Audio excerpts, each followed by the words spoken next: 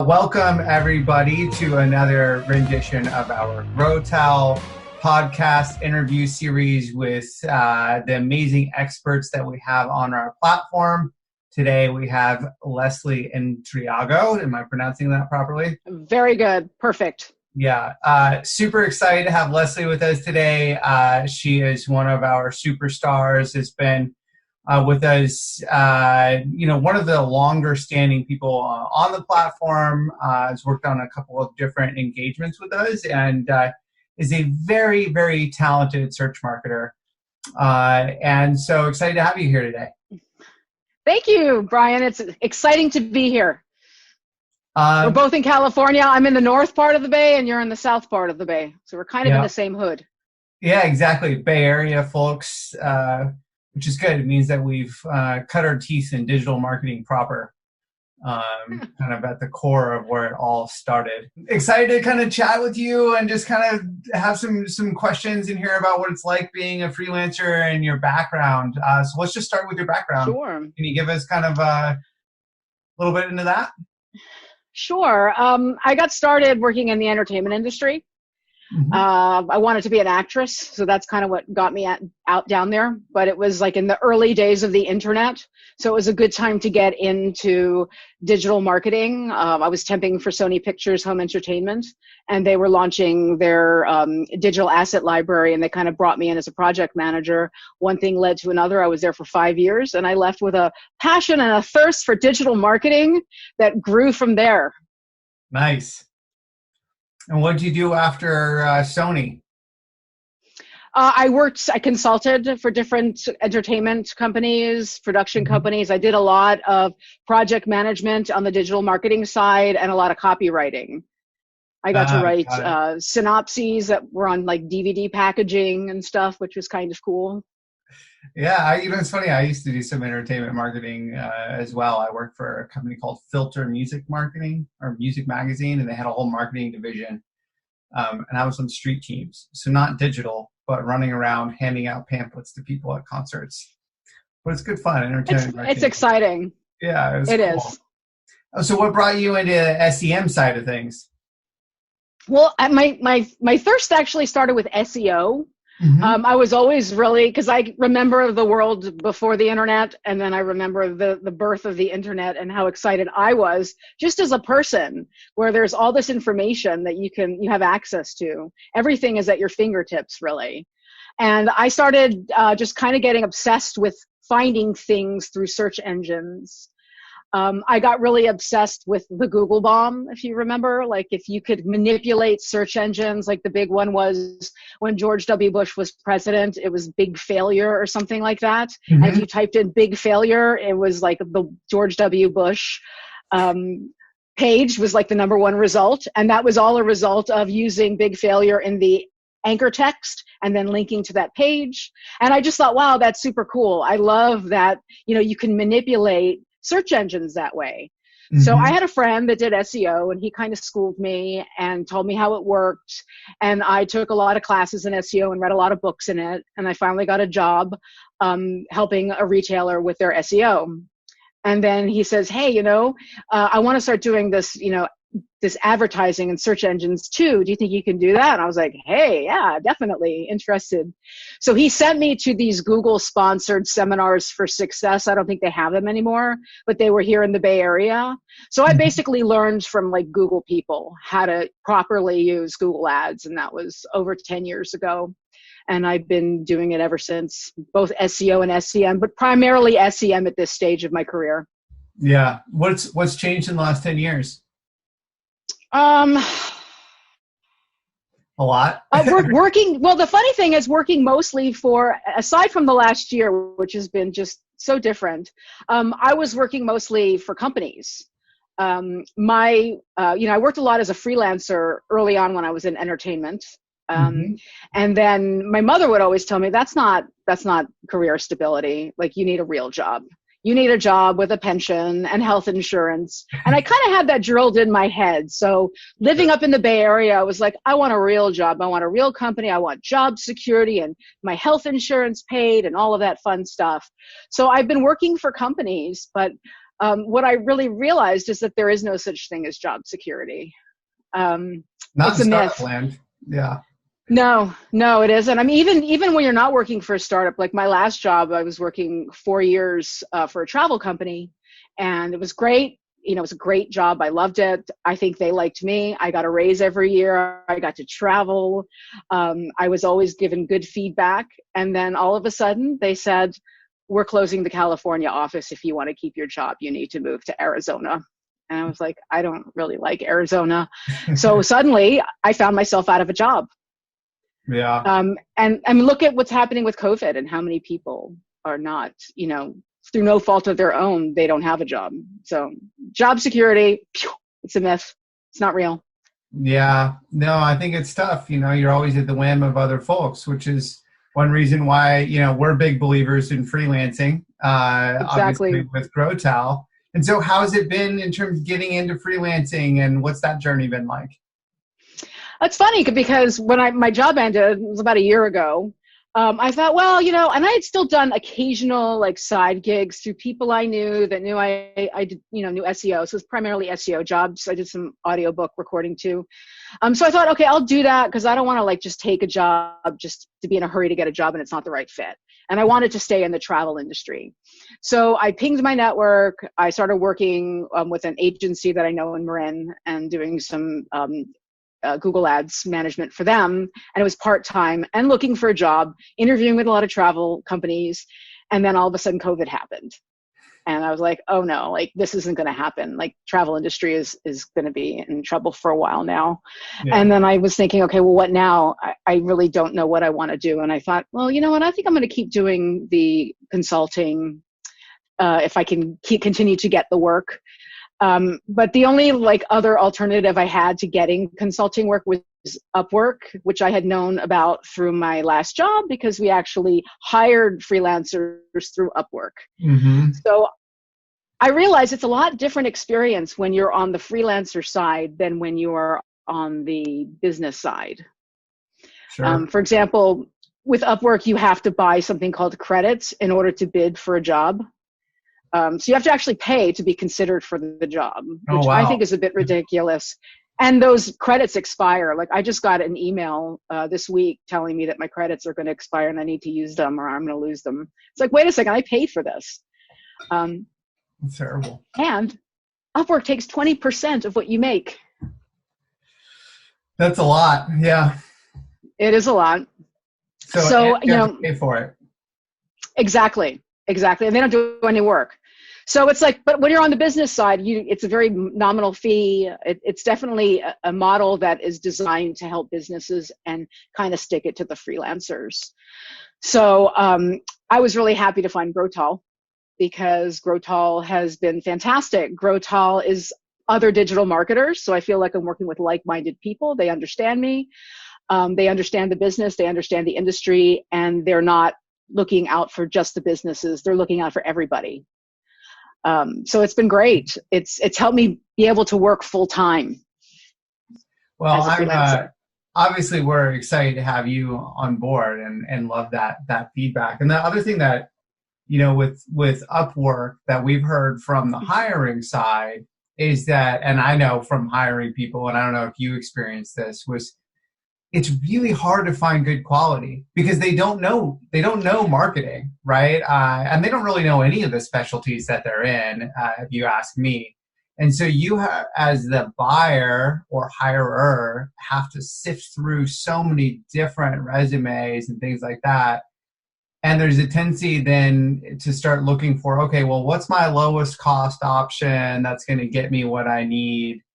And invariably, I think you end up hiring someone who isn't a true expert. And exactly. One of the things that we're trying to accomplish with Growtal is to find people like yourselves who have true expertise in your field, SEO and SEM. So when somebody does bring you on board, that they know they're going to bring on someone that knows what they're doing, right? Exactly. It's low risk. And I think Upwork is very high risk because you don't know what you're getting. You're just relying on, reviews and somebody's profile to tell you this person's qualified for the job, but you haven't actually, that person hasn't been vetted for the job. Yeah.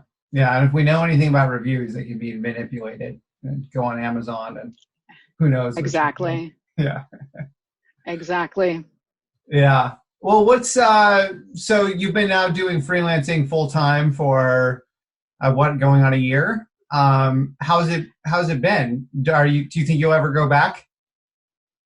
Oh, that's hard to say. At this point, I'm actually happy. There's pros and cons to everything, but the biggest benefit of freelancing is getting paid by the hour.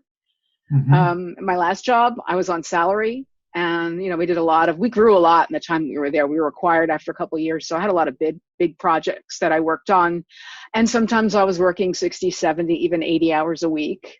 Yeah. And I'm not getting paid overtime or anything. I'm just, taking one for the team. Mm-hmm. And, when you're working as a freelancer, you're getting paid by the hour. So if you want to work more hours and you feel like, you can take on more hours, you can, and it's definitely more lucrative. Yeah. And that's one of our big arguments, I think, in startup culture up here in Silicon Valley, I've found that, there's a general consensus that engineers are the people who are the most valued, right? And they get paid the most. And a lot of these sort of product and engineering based companies, I think, discount the value of marketing, in which I would say that the marketing is actually more important in a lot of cases than engineering, unless you're a very product centric company, a very tech centric company. But if you're going to talk about a direct to consumer business, for example, differentiating Casper mattresses from Lisa mattresses, I mean, that was all marketing, right? And so it becomes really important, but it's still not recognized, I think, from the financial aspect of it. And so I've seen a lot of marketers, in my opinion, be underpaid with the promise of a big exit in the future. But we all know that the exits usually don't happen, right? Most startups don't actually get to the point where there's a huge exit. They might have a small buyout at some point, or a lot of them end up shutting their doors in the long run. And so marketers are forced to play the game of jumping from company to company. And that works out well as an engineer if you're going to be paid a couple $100,000 a year.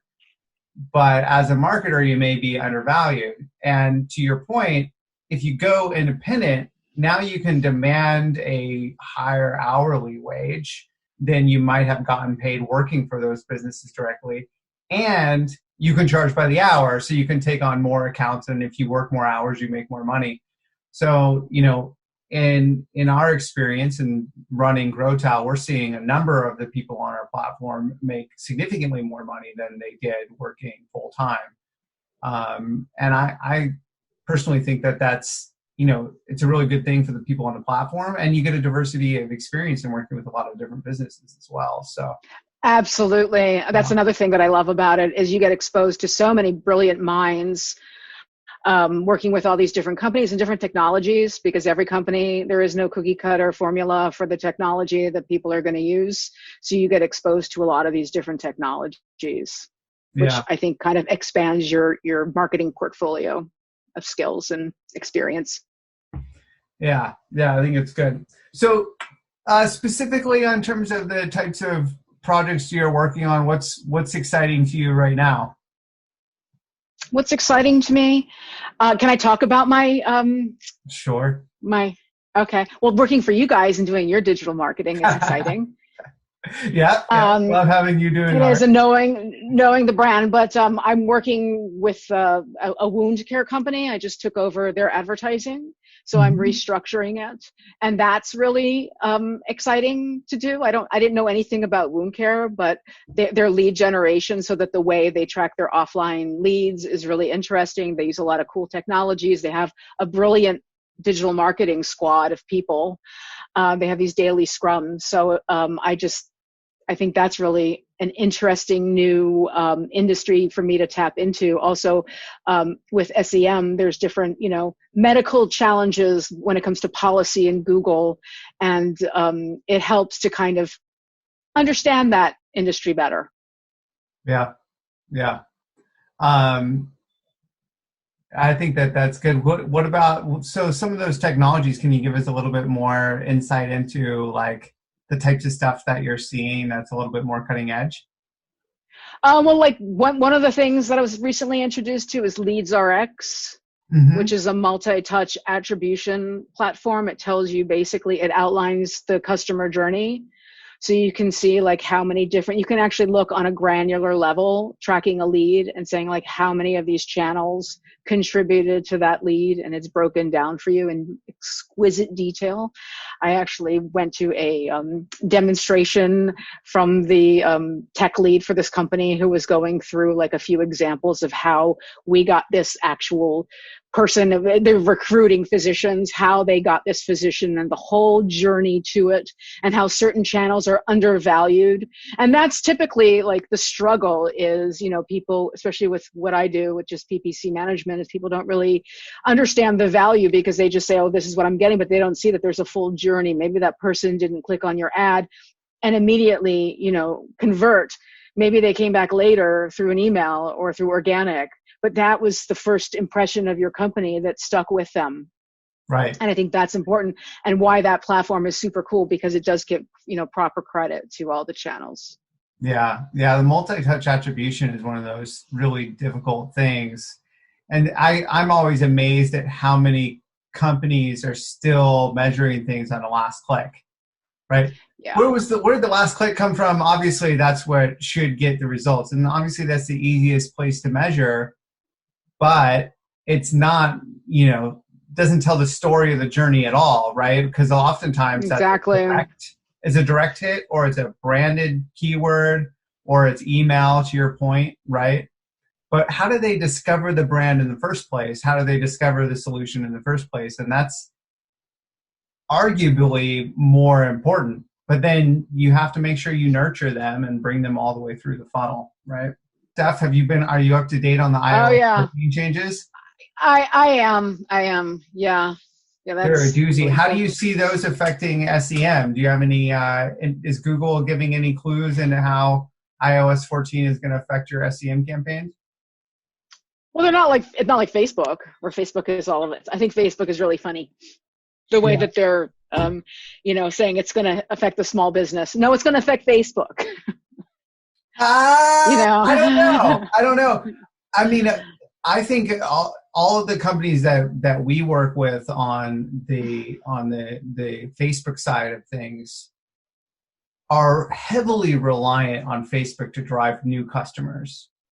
And they run, it's not like they're printing money, right? So they have fairly thin margins, and they have very specific cost per acquisition goals.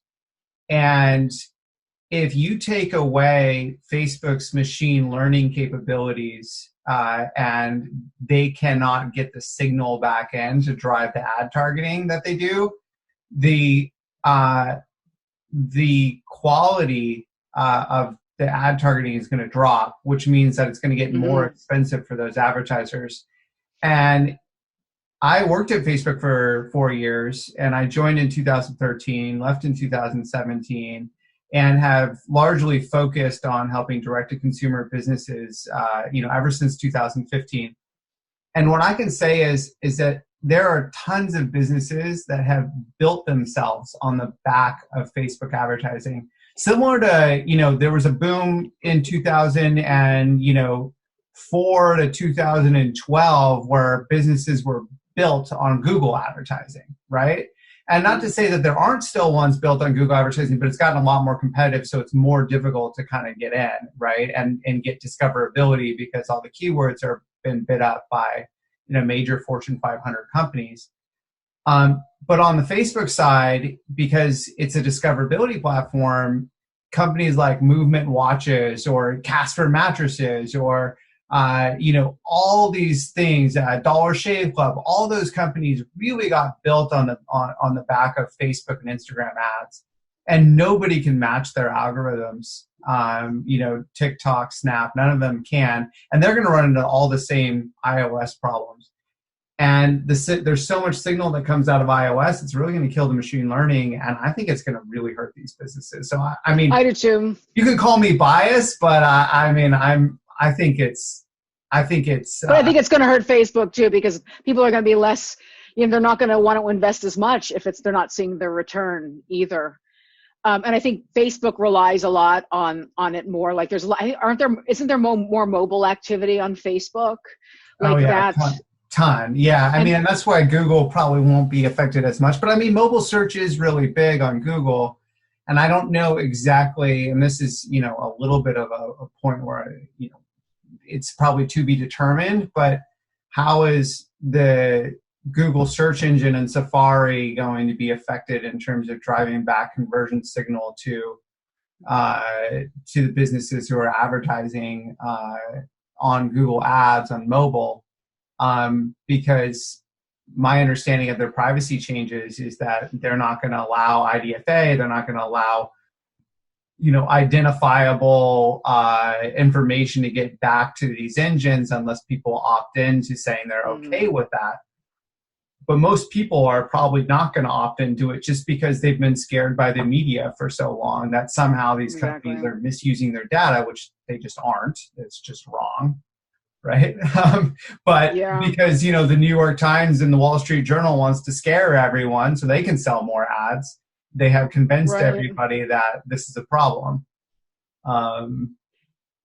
Well, Google is always going to have the upper hand because you get people while they're searching for it. So they're, that's not, but what you get, they also have what I love about Google, and especially just, it's going to hurt their display network, I think, more than it's going to hurt their search network, because display is where you get to layer all that data, all those buckets, like, the audiences, and that stuff is what's really, what I think makes the display network so successful with Google. And it's going to impact that negatively, remarketing too. It's, YouTube will probably be the same deal. Yeah, it's going to get worse from here, though. I think, it started with GDPR, and then there was California had their own version of GDPR last year, and now there's this, and it's just going to keep going. And it's one of those things that's going to continue to be a thorn in the side of digital marketers. I get it as a consumer a little bit. Sometimes I'm really creeped out when I'm served an ad and I'm like, okay, way too much about me. But as a marketer, it's like, I salivate at this stuff. I think it's amazing that you can target people so granularly, and it's really a shame. But what's funny is that I used to talk about this a lot, because when I got into digital advertising, I started realizing that personalization was a thing, right? That you could actually do personalized advertising. And I'd watch TV, and I used to always joke, like, I'm at the time, a 22-year-old male, right? And it's like, what am I seeing commercials for diapers for, right? Like, I'm not married, I don't have children, but you're showing me diaper commercials or Tampax commercials or whatever, right? Like, this is not personalized at all. This is a waste of the advertiser's money, number one. And number two, for me at the time, and I think for most consumers, it's a waste of my attention. My attention should not be placed on this, and it's more of a nuisance than it is a value add. And so I would argue that personalized ads are a massive value add, because you learn about the products and services that can be actually beneficial and provide you real value in your life. And because it's personalized, does it feel creepy? Well, maybe, but the reason why is because it actually is for you, right? And if people were smart enough, if they just took the time to dig into how it works, they would realize, I don't know, if I serve you an ad, I don't know that you're getting served the ad, right? The advertiser is not buying this data from Google or Facebook and saying, Leslie and Triago is interested in this thing. They're just taking affinity data that Google and Facebook have gathered. And even that is hashed in a million different ways. There are 3 people at each company that might be able to go in and figure out who Leslie and Triago is and what ads are getting serviced. And even then, there's a whole bunch of regulatory stuff that says they shouldn't be doing that, and they'd probably get fired if they got in that deep, right? There's a ton of privacy built on top of it, and people just don't understand how it works. And so they're just running around scared because people are telling them that they should be. Right. No, I agree. I mean, I think that, it's like tailor-made advertising for you. I mean, who wants to have blanket advertising thrown at them? Don't you want to see ads that are going to appeal to you, so you're introduced to things that you're going to like and want? But I'm afraid it's not going to be going anywhere. Yeah. Well, it'll be interesting to see. I mean, we're On the agency side of our business, we're looking at doing much more on the media mix model front. So we can start to, which is an old tactic, right? But at least you can start to tell that attribution story of, hey, which channel is driving what conversions, right? And if you get enough signal from each channel, you can start to make better decisions and build more and more complex models, because, a lot of these things, if it keeps coming, the GDPRs of the world and CCPAs, and now the iOS 14 changes, and you're going to have cookies go away in 2022, right? So we're going to have to build in some different infrastructures that may not be as directly measurable, but at least statistically measurable. So, yeah, it'll be interesting to see what happens with iOS. Yeah. Well, this was a good tangent. I enjoyed this. Anything else you want to add today? Anything else about your experience with Growtal, or any advice to freelancers? I think it's a good time for freelancers right now because there's such a demand because of COVID. I feel really lucky personally. I know businesses that are struggling because of the pandemic, but I think people, if you have digital marketing skills, it's a good time to be a freelancer. There's lots of work. A lot of companies are moving things online. And I think that stay away from Upwork and go to Growtal if you're a freelancer. Hey. And you'll be happy. Perfect. Thanks, Leslie. I really appreciate it. You'll stay busy. My pleasure, Brian.